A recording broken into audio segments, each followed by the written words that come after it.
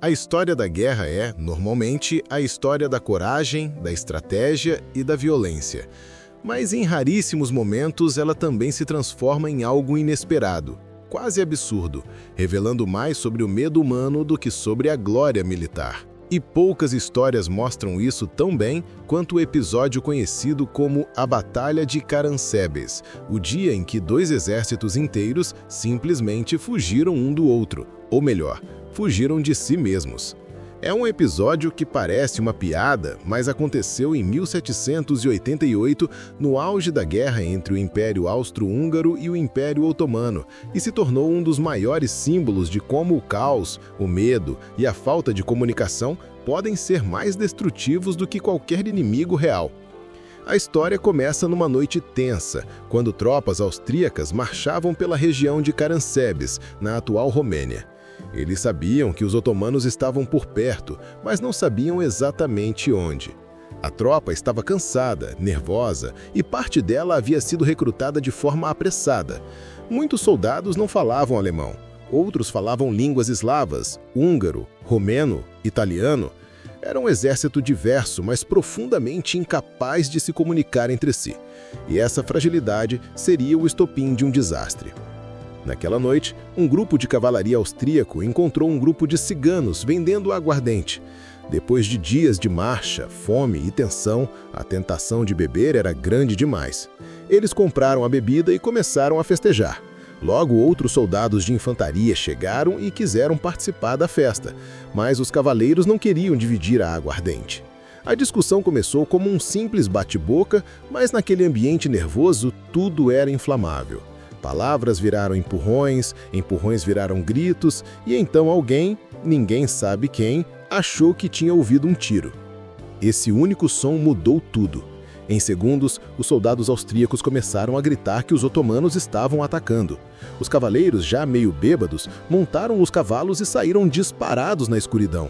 Os soldados de infantaria, que não sabiam o que estava acontecendo e não conseguiam se comunicar direito, também acharam que estavam sob ataque e começaram a atirar cegamente. A confusão se espalhou como fogo em palha seca. Em meio ao caos, unidades diferentes se encontravam na escuridão, ouviam ordens em línguas que não entendiam e simplesmente assumiam que eram inimigos. Um regimento húngaro, ouvindo um sargento austríaco berrando ordens em alemão, achou que eram otomanos e abriu fogo. Outro grupo, fugindo do tumulto, trombou com artilheiros que, assustados, dispararam seus canhões contra seus próprios camaradas. Era o caos absoluto, gritos, tiros, poeira, cavalos descontrolados. E o mais triste, ou irônico, é que tudo vinha do próprio exército austríaco, que lutava contra sua própria sombra. O pânico cresceu a ponto do próprio imperador José II, que acompanhava o exército, ser jogado no chão e quase pisoteado pelos soldados fugindo.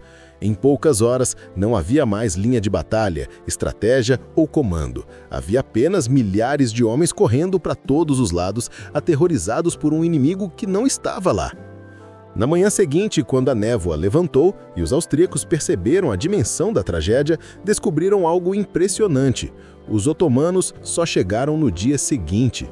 Quando encontraram o acampamento austríaco, não viram resistência alguma, apenas um campo abandonado, canhões largados, tendas quebradas e centenas de soldados mortos, todos vítimas do caos, não do inimigo.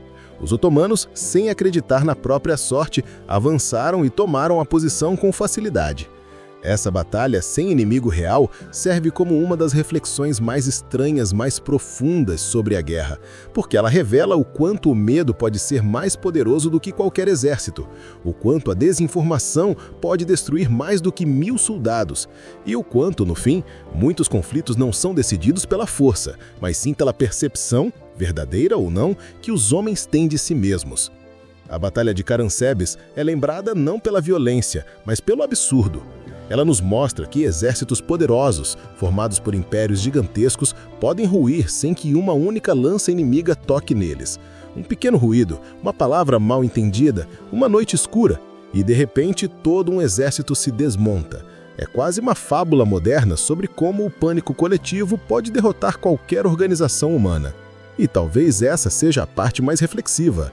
No fundo, essa batalha fala mais sobre seres humanos do que sobre guerra, sobre como nossos medos se multiplicam quando estamos cansados, quando não confiamos uns nos outros, quando não conseguimos nos comunicar, sobre como às vezes os perigos que imaginamos são muito maiores do que os que realmente existem.